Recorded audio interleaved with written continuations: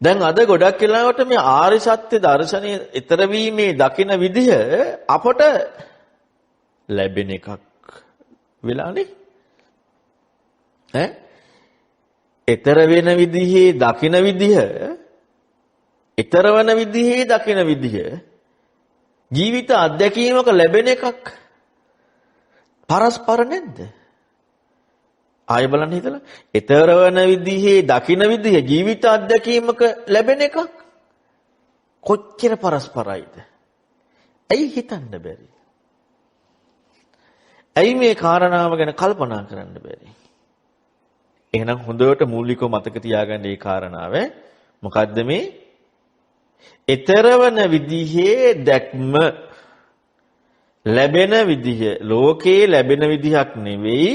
ඊතරවන විදිහේ දැක්ම ඔබට කොහෙන් හරි ඊතරවන විදිහේ දැක්මේ විග්‍රහය තුලදී ලැබෙන ලෝකේ ලැබෙන විදිහේ පැහැදිලි කිරීමක් එනවනම් ඒකේ මාතෘකාවට දාන්න එපා ඊතරවන විදිහේ දැක්ම කියලා අපරාධේ හිම දාන එක.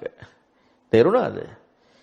ඊතරවන විදිහේ දැක්ම කියන ආර්ය සත්‍ය විග්‍රහයේදී ලෝකේ ලැබෙන විදිහක් ඔබට මොනවා හරි කාරණාවක විග්‍රහයක් එනවනම් ඒකේ මාතෘකාව හැටියට ඊතරවන විදිහේ දැක්ම කියලා දාන්න එපා. ඇයි ලෝකේ ලැබෙන විදිහක් නිවිග්‍රහ වෙන්නේ. ඉතින් ඒකට ඊතරවන විදිහේ දැක්ම කියන්නේ ඇයි? හොඳට තේරුම් ගන්න මේ විග්‍රහ කරන්නේ ඊතරවන විදිහේ දැක්ම කියන එකේ විග්‍රහය මිසක් ලෝකේ පවතින ලැබෙන විදිහේ විග්‍රහයක් නොවන බව. ඔය කාරණාව හොඳට හිතට අරගෙන ඔය කාරණාව හොඳට හිතට අරගෙන මේ දේශනාව ඉගෙන ගන්න. නැත්තම් පටලැවෙනවා. සිදුවිය යුතු එකම කාරණා විචක්ෂණශීලී බව හොඳට තේරුම් ගන්න. සිදුවිය යුතු එකම කාරණා විචක්ෂණශීලී බව හොඳට තේරුම් ගන්න. සිදුවිය යුතු එකම කාරණා විචක්ෂණශීලී බව හොඳට තේරුම් ගන්න.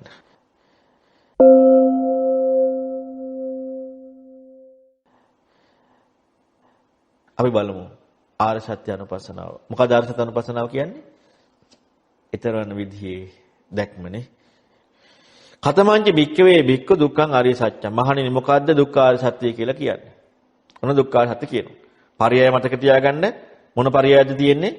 ඊතරවන විදිහේ දැක්ම පරයයක් ඔන්න පෙන්නනවා. ජාතිපි දුක්ඛා, ජරාපි දුක්ඛා, මරණම්පි දුක්ඛං, ශෝක පරිදේව දුක්ඛ දෝමනස් උපායාසාපි දුක්ඛා. අප්පිහි සංපයෝගෝ දුක්ඛෝ පියෙහි විප්පයෝගෝ දුක්ඛෝ යම්පිච්ඡං නලබති තම්පි දුක්ඛං සංකිට්ඨේන පංච උපාදානස්කන්ධාපි දුක්ඛා. ඔන්න අපි බලමු දැන් මේක. දැන් මම මේකේ කරුණ විග්‍රහ කරන කලින් ඉස්සලාම ගන්න මෙතන දුක්ඛා කියලා කියනවා මිසක් දුක් විඳීමයි කියලා කියන්නේ නැහැ. හොඳට තේරුම් ගන්න. මෙතන දුක්ඛා කියලා කියනවා මිසක් දුක් විඳීමයි කියලා කියන්නේ නැහැ. ඒ දුක්ඛ සහ දුක් විඳීම පිළිබඳ වෙනම සංයුත්තනිකේ 4 සූත්‍රයක් තියෙනවා. දුකයි දුක් විඳීමයි. දුක කියලා විග්‍රහ කරන සකස් වීම කියලා නිර්වචනයක. සකස් වීම කියලා නිර්වචනයක. සකස් වීම කියලා නිර්වචනයක.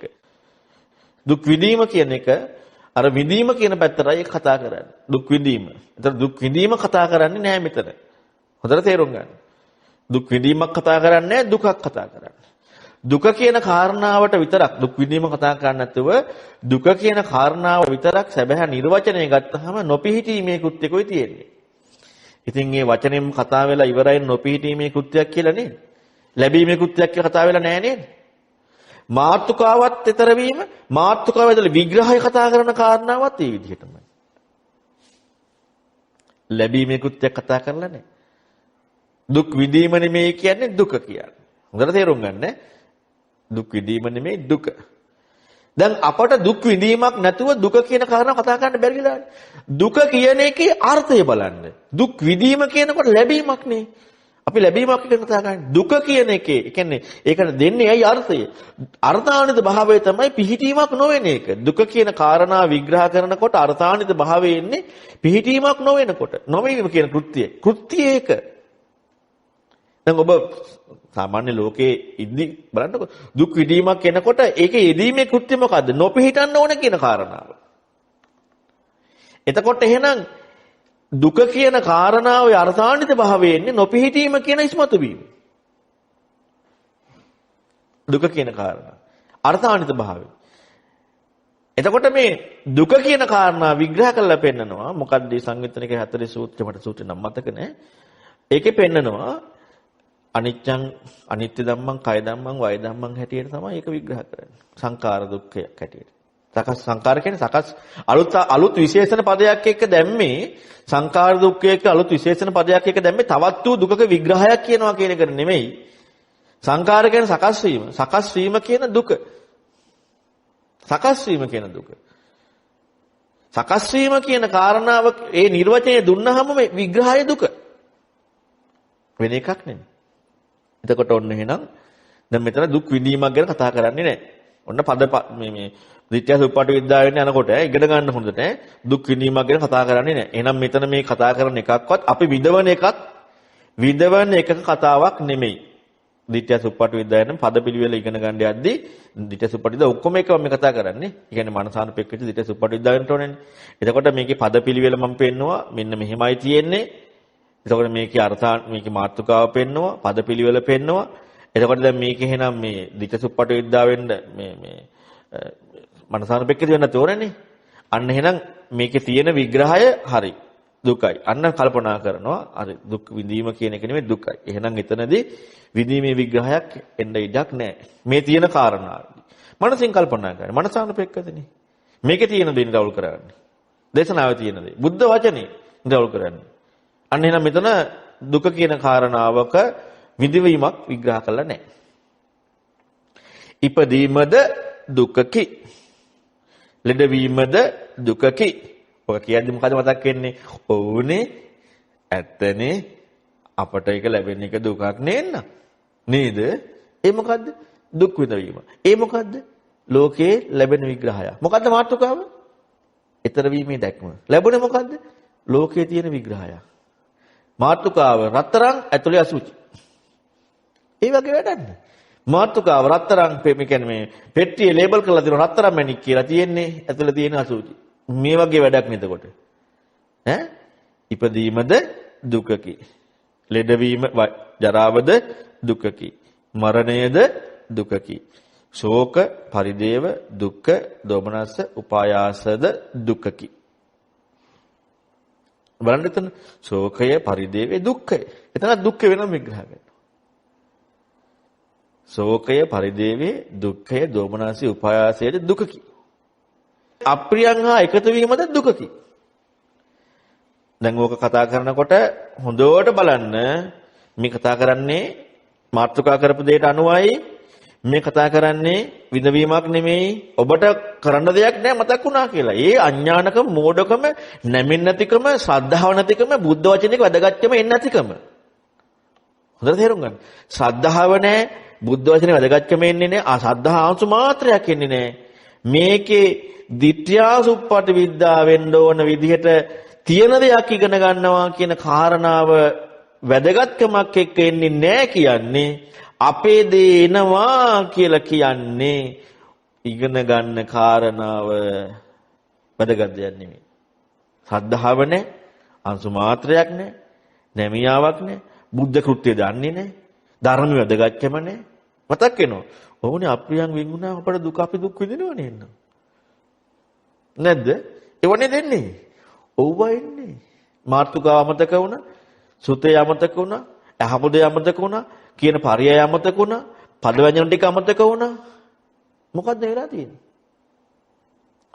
මේ වෙලා තියෙන්නේ සද්ධම්මාදිමාන මිච්ඡාදිත්තික බවට පත් වෙන එක. මේක තියෙන එක නෙමෙයි ඉගෙන ගන්න. තියෙන කාරණා ඉගෙන ගන්න. අප්‍රියන්නා එකතු වීම දුක. දුක. අප්‍රියන්නා එකතු වීම දුක. දැන් අර්ථ හොයන්න යන්න එපා. අර්ථ හොයන්න යනවා නෙමෙයිනේ ලෝකෙට ගලපන්න යන්නේ. අර්ථ හොයන්න යනවා නෙමෙයි කරන්නේ ලෝකයට ගලපන්න යනවා ලෝකයේ සිදුවන සිදුවීමත් තහවුරු කරන්න. අර්ථ හොයන්න යනවා නෙමෙයි කරන්නේ මොකද්ද? ලෝකයට ගලපන්න යනවා ලෝකයේ සිදුවන සිදුවීමත් තහවුරු කරන්න. මොකද්ද මේකේ මාතෘකාව? මොකද්ද මේ ආර්ය සත්‍ය දැක්ම කියන්නේ? ඊතරවන දැක්ම. මොකද්ද කරන්නේ? ලෝකයේ සිදුවන සිදුවීමත් තහවුරු කරනවා. ඇයි මෙච්චර බුදුරයන් වහන්සේට අසාධාරණයක් කරන්නේ? මානය, දැඩිකම, අකීකරුකම, විචක්ෂණ නැතිකම. අර හෝ ගාලා එනවා. කියන දේ ඉගෙන ගන්නේ නෑ. අර්ථය හොයනවා නෙමේ ලෝකෙට ගලපනවා. යම් පිච්ච යමක් කැමැතිද ඒ දෙනු ලැබීම දුකයි. හකුලවලා කියනවා නම් සංකිට්ඨේන පංච උපාදානස්කන්ධාපි දුක. හකුලවලා කියනවා නම් පංච උපාදානස්කන්ධයෝද දුකකි. හකුලවා කියනවා නම් ඒ කියන්නේ හකුලවලානේ කියන්නේ. හකුලවලා කියනවා කියනකොට හොඳට තේරුම් ගන්න. හකුලවලා කියනවා කියනකොට අහපව ගන්න එපා. ජාති දුකත් පංච උපාස්කන්ධයක් තමයි. මරණ දුකත් පංච උපාස්කන්ධයක් තමයි. දැන් ඒතර හකුලවලා කියන එකයි මේක අතර අවශ්‍යතාවයක් නැහැ. හකුලවලා කියනවා කියනකොට ඒකේ කියලා දෙනවා ඒ යෙදීම. සක්කායන පංච උපාස්කන්ධ කියන සුඛීයත්වයෙන්. සක්කායන පංච උපාස්කන්ධ කියන සුඛීයත්වයෙන්. සක්කායන පංච උපාස්කන්ධ කියන සුඛීයත්වයෙන්. සුඛීයත්වයේම දුකක් කියන එක. ඒක සුඛීයත්වයේ කියන කාරණාවක් හැටියට ඥානයක් කියදිලා තියෙන්නට ඕනේ. නැතෝ කතා කරන්න බෑනේ. නැත්තම් මේ අරව විග්‍රහ නොකර හිටියනම් ඉවරනේ වැඩි. ඒවා විග්‍රහ කරන්නේ ඒ කාරණාව එක්ක. මෙන්න මේකට කියනවා දුක කියලා. දැන් අපි ඒකේ විස්තරය බලමු. මම තාම අර විග්‍රහ කරමු. මොකද මේකේ තියෙන ටික විතරනේ. ඒකේ තියෙන ටික විතරක් පැහැදිලි කරා. තියෙන ටික විතරයි. මොකද්ද දන්නේ නැහැ. කිව්වද ඉගෙන ගත්තේ? මොකද්ද දන්නේ නැහැ. කිව්වද ඉගෙන ගත්තේ? ඊටසුප්පට විද්‍යාවනේ. ගලපන්නේ යන්නේ බා. දැන් ඔය අද අහන්න හුරුලා තියෙනවනේ මෙහෙම.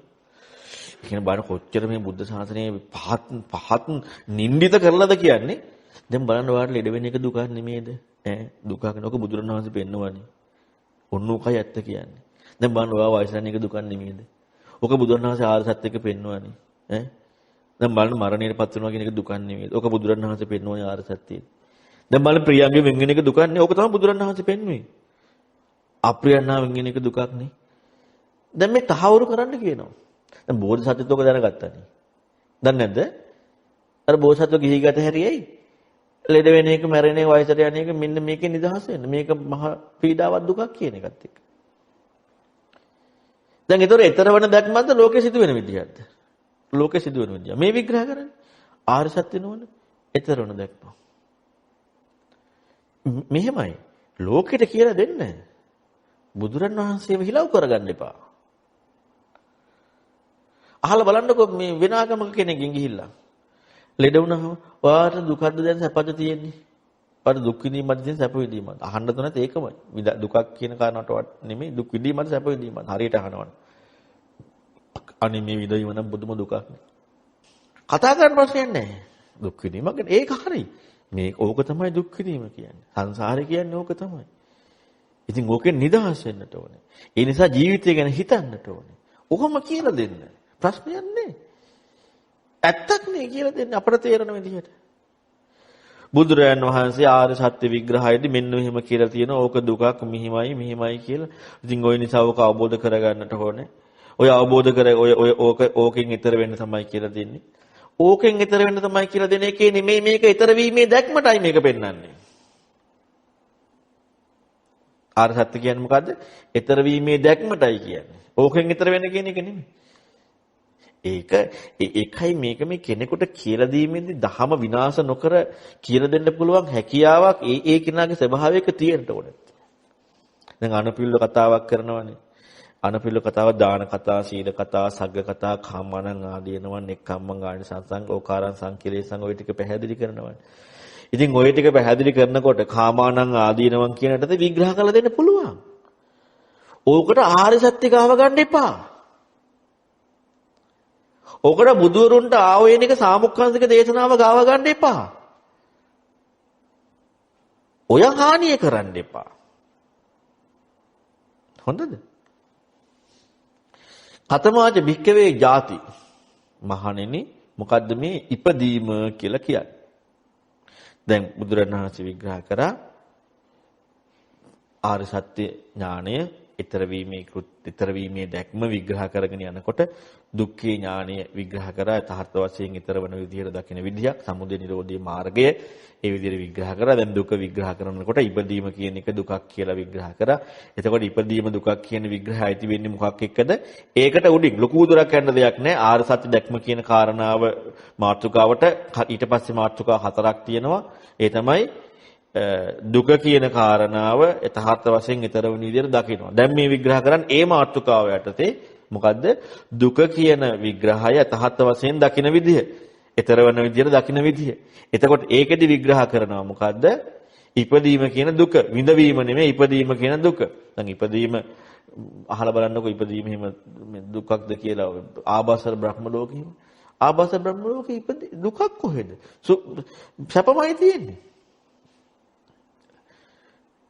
ඉතින් ඉපදීම දුකක් කියලා නෑ. ඔය හොඳට සල්ලි භාගේ තියෙන කට්ටියන් අහලා බලන්න ඉපදීම දුක. නෑ ඉපදිච්ච කොච්චර ජොලිද? කොච්චර සතුටුද මේ හොඳට කාලා පෙලෙන්න තියෙන්නේ. කොහෙද දුක? හොඳට හිතලා බලන්න ඒ නිසා මේ ධර්මයේ හැල්ලු කරන්නේ නැතුව. මේ පෙන්වන්නේ මොකද්ද?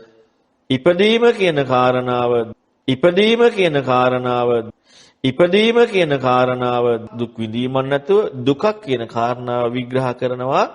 දුකක් කියන කාරණාව විග්‍රහ කරනවා. දුක්ඛ ආර්ය සත්‍ය යථාර්ථ වශයෙන් ඊතර වන විදිහට දකින විදිහේ විග්‍රහයේදී. දිට්ඨිසුප්පට විද්‍යාව වෙන්න කියලා දෙන්නේ ඈ. ඒකේ જાතිය ඉපදීම කියන කාරණාව. එතකොට පජානාති වීමේදී ඊතර වන විදිහට දැක්ම දුක කියන කාරණාවේදී පිහිටන් නැති වෙන විදිහේ විග්‍රහය අන්න જાතිය පිහිටන් නැති වෙන විදිහේ විග්‍රහයේදී පිහිටීමක් නොවන විදිහේ විග්‍රහය જાතිය විග්‍රහ කරන ඉපදීම විග්‍රහ කරන කාරණාවේ පැහැදිලි කිරීම. යා තේසං සත්තානං තම්හි සත්තනිකායේ ಜಾති සංජාති ඔක්ඛන්තින් අබිනිබ්බති කන්ධානම් පාතු භාවෝ ආයතනානම් පටිලාභෝ අයං උච්චති භික්කවේ ಜಾති ඔන්න විග්‍රහ කරනවා. මොකද්ද? යම් ඒ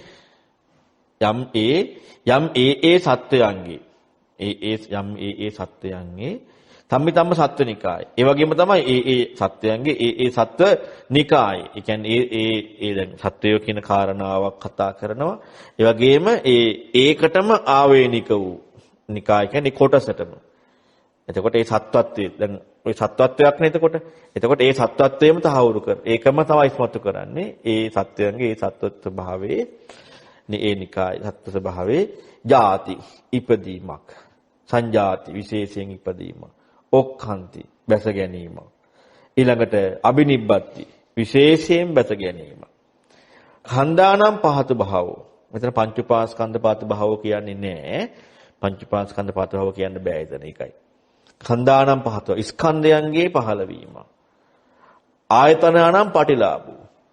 ආයතනයන්ගේ පටිලාභය පහළ වීම. මේකට කියනවා මහණෙනි ඉපදීමයි කියලා. බලමු දැන් මේ විග්‍රහය. මාත්‍රිකා දැන් ඊතර වන දැක්ම ඒකේ දුක කියන්නේ කාරණා ඊතර වන විදිහට දැක්ම දුක කියන එකේ ಜಾතිය කියන එක දුක නොපිහිටන විදිහට කාරණාව ඒකේ ಜಾතිය කියන එක විග්‍රහ කරනවා. යම් මේ සත්‍යයන්ගේ ඒ සත්‍යයන්ගේ සත්ත්වනිකායේ ඉපදීමක් මොකද්ද ඉපදීමක් මම ඔබට ප්‍රශ්න කර අහලා තියෙනවා නිතරම මෙතන ඉපදීමන්නේ කියන්නේ. හරි දැන් ඉපදීම කියන එකේ විග්‍රහය මොකද්ද? හරි දැන් ඉපදීම කියන එකේ විග්‍රහය මොකද්ද? මේ දැන් ඔක්කොම ක්‍රියාවක්. අපි දාගන්නේ මොකද්ද? ඉපදීම කියන කාරණාවද ඉපදිච්ච අය ගැනද කතා කරන්නේ. ලෝකේට අපි විග්‍රහ කරන්නේ මේ අම්මෝ ඉපදීම දුකක් කියලා කට්ටිය ඉපදීම සැපකුත් කියන්න පුළුවන්. දුක් විඳීමක් සැප විඳීමක් කියන එකත් එක්කනේ තියෙන්නේ. හරි දැන් මෙතන එහෙම එකක් නෙමෙයිනේ කියන්නේ. ඉපදීම දුක. අර්ථ විශ්ලේෂණය කියන කාරණා අපි පස්සේ බලමු. යථාභූත ඥානීය කියන කාරණාව එක්ක මෙහෙවද්දි. නමුත් මේකෙදි මේ තියෙන කාරණාව ඉපදීම. ඉපදිච්ච කෙනා ගැන හිම කතාවක් නෙමෙයි ඈ. ඉපදීම කියන එක. ඊළඟට විශේෂයෙන් ඉපදීම කියන එක. ඊළඟට බැස ගැනීම කියන එක. විශේෂයෙන් බැස ගැනීමක් කියන එක. ඊළඟට ස්කන්ධ. ස්කන්ධ 15 වීම. ස්කන්ධ ගැන නෙමෙයි කියන්නේ. මෙතන ස්කන්ධ ගැන නෙමෙයි කියන්නේ මේ ඔක්කොම මොනවද මේ ඔක්කොම පෙන්වන්නේ 15 වීම කියන නිර්වචනයත් එක්කනේ. කියන්නේ ඉපදීම කියන නිර්වචනයත් එක්කනේ. දැන් මේ ಜಾති කියන වචනේ කොහොම තියෙනවා වටිසමුප්පාදයේ විග්‍රහ කරන්නද කිං ජාතකෝ කිං පබ්බෝ කුමක් ඉපදීමෙන්ද. එහෙමනේ අහන්නේ. ජාතිය කුමක් ඉපදීමෙන්ද. ಜಾති කිං ජාතිකෝ. ජාතිය කුමක් ඉපදීමෙන්ද. ඉපදීම කුමක් ඉපදීමෙන්ද. එතකොට කෘත්‍යයක් පෙන්වන්නේ නේ. ඉපදීම කුමක් ඉපදීම. එතකොට මේ කෘත්‍ය මේ පෙන්වන්නේ. ඒ කියන්නේ යම් පහළ වීම කියන කාරණා නැත්නම් ඉපදීම කියන කාරණාවේ කෘත්‍යය.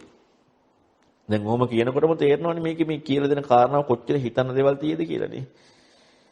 ඉපදීම විශේෂයෙන් ඉපදීම බැහැ ගැනීම විශේෂයෙන් බැහැ ගැනීම ඊළඟට ස්කන්ධ කියන්නේ මොකද්ද?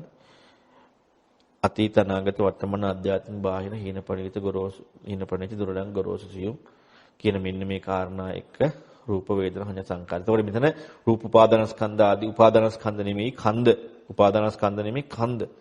අන්න කොටස් නැත්නම් මේ ස්කන්ධයන්. ස්කන්ධයන් නෙමෙයි කතා කරන්නේ. ස්කන්ධයන් කතා කරන්න බෑ. ස්කන්ධයන් පහළ වීම. ස්කන්ධයන් කියන කතාවේ කෘත්‍ය පහළ වීම. සක්කාය නිර්වචනයේ නෙමෙයි මේ ස්කන්ධයන් කියන කතාවේ කෘත්‍ය පහළ වීම. දැන් අපි ඔක ගොඩාක් පැහැදිලි කරලා පෙන්නවා මේ ඔය ස්කන්ධ කියන විග්‍රහය පැහැදිලි කරලා පෙන්නන්නේම ධර්ම න්‍යායක් එක්කනේ දැක්මක් එක්ක. හරි දැන් අපි අර්ථ විශ්ලේෂණය පස්සේ යන්. හරි දැන් කන්දානම් පහතු භාව. ආයතන ගැන කියන්නේ අද ගොඩාක් කතා කරන උරුලා දෙනවා මේ ජාතිය කියන එකට ආයතන කියනවා කියලා. නෑ. පංච උපාස්කන්ධ කියන්නේත් නෑ ජාතිය විග්‍රහ කරද්දී. ආයතන කියන්නේත් නෑ. ස්කන්ධ කියන්නේත් නෑ ජාතිය විග්‍රහ කරද්දී. ස්කන්ධ පහළ වීම, ආයතන ප්‍රතිලාභය, ආයතන ලැබීම කෘත්‍යයක් කියන්නේ. මොකද්ද කියන්නේ? කෘත්‍යයක්. ආයතන ගැන නෙමෙයි කියන්නේ. හොඳට තේරුම් ගන්න. ආයතන ගැන නෙමෙයි කියන්නේ. දැන් පටිසමුප්පාදය අර 12 විග්‍රහ කරන මන්තරේ එක ගන්නකොට ආයතන වෙනම තියෙනවා, ಜಾතිය වෙනම තියෙනවා. හරි ඉතින් ආයතන වලට ಜಾතිය කියලා නැහැ කොහොමද බුදුරණවහන්සේ? ආයතන පටිලාභයයි ಜಾතිය. තේරුණාද? ආයතන පටිලාභය. ආයතන ලැබීම. ඔන්න දැන් ಜಾතිය කියන විග්‍රහය. මේකට කියනම අහන්නේ ಜಾතිය. දැන් ওই ටික ওই විදිහට මේකේ තියෙන විදිහට ඉගෙන ගත්තාම ඔබට මොකද්ද එන්නේ? මොකද්ද එහෙනම් ඔය කියලා තියෙන්නේ? ඔය කියලා තියෙන්නේ මොකද්ද?